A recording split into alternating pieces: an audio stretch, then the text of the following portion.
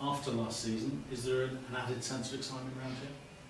Well, there is, absolutely. I think there's a certain amount of anticipation as well, because a lot of our recognised young talent is now away with Wales, and particularly in the back line. So there's a certain amount of apprehension, I think, with some of our supporters with regards to what we're going to see in the early part of the season. The group that we've got have worked extremely well. We've probably had one of the toughest pre-season blocks that we've certainly had, and I can't see many teams in our league who have had as tough a run-in as we've had in the pre-season, going away to Claremont and going away to Exeter, two extremely tough games. And we've competed, we've done well. What it's allowed us to do, which we wanted, is to actually see exactly where we were before we started our competitive campaign. And we've done that, and we're not perfect by a long stretch, and there's been a lot of work to do. There's still a lot of work to do this week, but we know basically where those rough edges are now, and we've got a chance to put them right before we start our competitive season. As you say, your backs in particular, you must have been delighted in the Barbarians game, particularly looking at effectively a Scarlet's back line, but now you're missing so many of them. Yeah, we are, and of course it causes short-term problems, but it causes, it also gives opportunities, and that's the way we're looking at it. We've promoted a lot of our younger players, but also we've brought in one or two players with a little bit more experience, and people like Nigel Davies, again, who may be off the radar for most people, but he has got a lot of experience, and those people who saw him play for Northampton when he was there, and when he was fit, he played some superb rugby for them, and he's been showing up well in our pre-season games as well. So people like Aled Thomas, again, who was off the radar a little bit, Rhys Jones, and they've all added something. They've come in and they've had a fresh start, and they're certainly showing that. So we're very encouraged. It's going to be a challenge, and we're going to have to do things slightly differently, because we've lost a heck of a lot of quality, an X factor in our group. But it's an opportunity for these people. Particularly halfback, where combination of injuries and Wales calls. Yes, and it is a combination of injuries and Wales calls, and we've had to look at that pragmatically, look at the balance of our squad, and that's why we decided to bring in somebody with experience of Ricky. He's an exceptional rugby player. He's already, he's only trained with us a couple of days, but he's shown what he's capable of. He's a very good communicator. He's 28. He's experienced, and he's a player who demands a lot of respect because of where he's come from. And he's vital, really, for us in this first period of rugby, because he does bring that experience. I have to say, though, that young Rodri, the scrum half, has done exceptionally well for us. Probably one of our standout performers in the early pre-season games. However, he hasn't got that experience, and we don't want to put too much pressure on him too early. And we certainly don't want to put any pressure on our recovering nines, Gareth Davies and Aled Davies. So we've need to manage that as well, and the nearer we come to the season, the more comfortable I am that we made the right decision by bringing somebody with this experience into what is a very inexperienced backline. So with all those younger players, is Irony at home almost the fixture you'd have picked out of that? Have you been allowed to? I'm not sure. I think it's going to be a very tough game. I spoke to Roland Phillips in the launch of the league, and what he was saying, they'd worked very hard to change their mindset, because they were used to last year being beaten week in, week out, and picking themselves up and competing to a certain extent, but always just losing out in the final quarter of games. So they worked hard on their mindset. They've made a couple of big signings. A couple of 2 or 3 South Africans have come into their squad. They'll be physical. They'll be big. They'll be pretty well drilled. So it's going to be a tough encounter for these boys.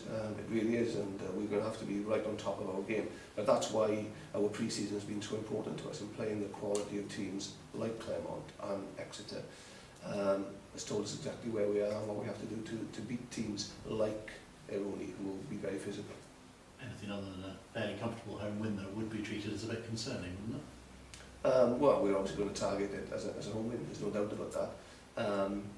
But it's not going to be easy, and we know it's not going to be easy, and the focus all pre-season has been about the first 2 games, really, and looking to start well.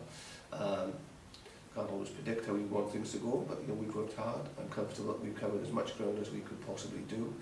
Our preparation has been good. Our pre-season games have been the right fixtures, which have allowed us to identify where we still need to improve. So in terms of prep, it couldn't have gone much better. How well that's gone, we'll see on Sunday. You're talking about Irony do you feel that they will be coming in and looking for, almost like Treviso did last season, picking up that early scout to set them on their way, for the season, like Treviso did last season? Oh, absolutely. I think they've worked hard on their mindset to become a winning team. They'll see this as a great opportunity, when they look at the players who are missing from our squad. If they're ever going to beat us, it's going to be now. And there's no doubt that they want to start with a bang. I think they had a good result last weekend. So they'll be confident coming here, and they'll definitely target this game. But we're expecting that. We're desperate to start well. I said we've put a lot of hard work in. I don't think we could have done anything differently, and I'm happy with the prep that we've done with this group of players. We're still waiting for their first away win, I think, tonight in the league. Is that going to be a motivation factor for them, do you think? God, we came here and did that on the first day of the season, it sets them up well. Yeah, I'm clear that they're only targeting this game as one that they can win. And I'm comfortable with that. But we're at home. We've shown great intensity in our pre-season matches. I'm completely expecting the same from our boys. With a little bit more accuracy, and we play to our potential. We should win this game, but we know we have to deliver on the day. What do you think of Wales setting off the World Cup now this time around? What's your sort of assessment of it all? I think the key, just reflecting on our time in the World Cup, was that you have to have a reasonably good idea of where your team's going to be, your starting team, and I'm sure that will be the case with Warren. He's tried out a number of combinations, but I think he's pretty clear in terms of what his starting lineup is, and that's fundamental to it really. We took a slightly different approach in terms of we decided to rest our senior players and give them conditioning blocks in the summer tours that we had prior to the World Cup. And we thought that would be the best way of moving forward. For whatever reason, it didn't quite work, and I think reflecting on it, just having continuity in terms of selection and picking your strongest team constantly to develop and evolve the style of play that they were all comfortable with is probably a better way of going about it. These things are just evolving all the time, and you were in line with a lot of the other countries then, and everyone seems to be trying to take the lessons out of it. Ireland is another good example. Is that how you see it? Yeah, quite possibly. I think everybody will have different strategies. Wales have been pretty tight in terms of their selection, so I'm sure that all the players will be very comfortable with what they've been trying to do. And they all realise, and you can tell from the noises coming out of the Welsh camp, that they're not looking much further than the South African game. You get off to a good start against them, then the group looks winnable. And if you don't, it's a real dogfight. Does that in some ways make it easier because they have just got that one focus? It is plainly the big game that they don't have. Canada, I think, they started with, so it's more of a gentle build-up last time. No, I don't think it makes much difference. You've just got to deal with the way things are dealt, and I think what Wales have done is spot on in terms of targeting the South African game as a game they want to win. And if they can do that, everything becomes a lot easier, and they know that. Matthew Rees, how much of a loss is he going to be as a leader, as a player? He'll be a big loss, without a shadow of a doubt. He's developed over the last 3 or 4 years, certainly since the Lions tour, as one of the best hookers in world rugby, and he's added really a lot of maturity to his game over the last 3 or 4 years, and hence he's captained both the Scarlets and Wales, and he's done a very good job. And he's a very quiet leader, but he does it through his actions rather than his words sometimes. But when he does speak, everybody listens because he speaks with a lot of authority. He's out for quite a while, but you've reappointed him as captain. Just explain all your captaincy options. Yeah, well, there's lots of difficulties in this season of all seasons with the World Cup cutting across the start of our season. So we've tried to look at it and keep it as normal as possible. Matthew will be out for another 8 weeks or so, but he'll be in the environment, he'll be around. He's naturally one of our leaders anyway, so it was a natural thing to appoint him captain. He's going to have an input into the team and the way it goes over the next 6 weeks, and shortly after that he'll be playing again. So he'll be back playing for the vast majority of the season.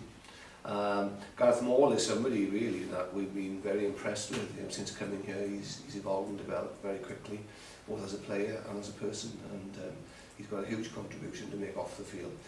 Believe it or not, he's the same age as Nigel Davies, yet he's almost one of our senior backs at the moment, and he's taken to that role very well. He's got a good understanding of the game as well, and regardless of whether Gareth is playing or not, he will bring those qualities to the group. And of course in the short term, Justin as our club captain in the interim period makes complete sense. You know, Justin's got a lot of experience, demands a lot of respect, and is still playing some superb rugby. Gareth's one of those really interesting stories, because not many players get effectively released by the Dragons and go on to bigger and better things. Yes, you know, we're delighted with Gareth, and he's one of a couple of stories. You know, you Ben Morgan, and they tend to be that type of player who have got a lot of qualities, maybe been off the radar a little bit, haven't had the chances and opportunities, and what we've been able to give them over the last couple of years is a good environment for them to work in. And in fairness to these boys, they've risen to the challenge. So, you know, when we talk about our development pathway, we're really not just talking about young 16-year-olds coming through the system. We're talking about our ability to maybe identify that type of raw talent and bring it into an environment where it grows.